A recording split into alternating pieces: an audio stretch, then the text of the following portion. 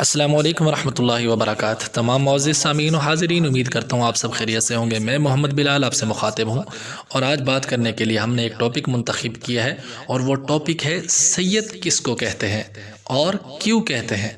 دوسرا، پاک و ہند میں کچھ سید بخاری سید کہلاتے ہیں، تو وہ بخاری سید کیوں کہلاتے ہیں۔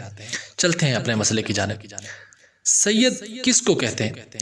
حضرت علی رضی اللہ تعالی عنہ کی وہ اولاد جو حضرت سیبہ طیبہ طاہرہ ساجدہ حضرت بی بی فاطمہ الزہرا رضی اللہ تعالی عنہ کے بطن مبارک سے اس دنیا میں تشریف لائی، ان کو سید کہتے ہیں۔ دوسرا سوال کہ ان کو سید کیوں کہتے ہیں؟ کیونکہ جنتی عورتوں کی سرداری حضرت فاطمہ الزہرا رضی اللہ تعالیٰ عنہ کے حصے میں آئی، اور جنتی جوانوں کی سرداری جو ہے وہ حضرت حسن اور امام حسین رضی اللہ تعالیٰ عنہ کے حصے میں آئی ہے۔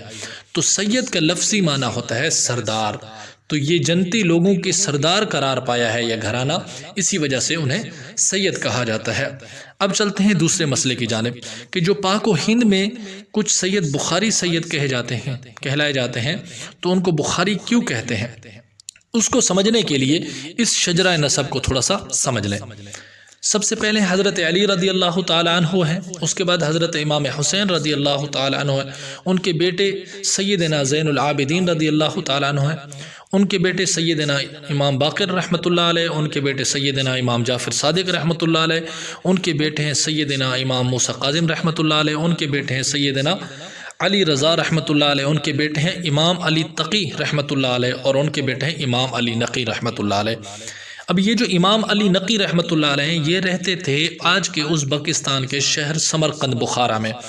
اب میرے علم میں یہ نہیں ہے کہ یہ خود وہاں تشریف لائے یا ان کے آباء و اجداد میں سے کون وہاں تشریف لایا، لیکن یہ سمرقند بخارا وہ مشہور شہر ہے جو بو علی سینا کا جائے پیدائش بھی ہے، اور مشہور مصنف اور محدث امام بخاری رحمۃ اللہ علیہ، جن کا پورا نام محمد بن اسماعیل ہے، یہ ان کا بھی جائے پیدائش ہے۔ یہ اس شہر میں رہتے تھے امام علی نقی رحمۃ اللہ علیہ، تو اس شہر کے رہنے والے کو بخاری کہتے ہیں۔ اب چلتے ہیں کہ یہ جو سید بخاری کہلاتے ہیں وہ کس وجہ سے کہلاتے ہیں۔ جو امام علی نقی رحمۃ اللہ علیہ سمرقند بخارا میں رہتے تھے، ان کے بیٹے ہیں حضرت جعفر ثانی رحمۃ اللہ علیہ، ان کے بیٹے ہیں سید علی اصغر رحمۃ اللہ علیہ، ان کے بیٹے ہیں سید عبداللہ رحمۃ اللہ علیہ، ان کے بیٹے ہیں سید احمد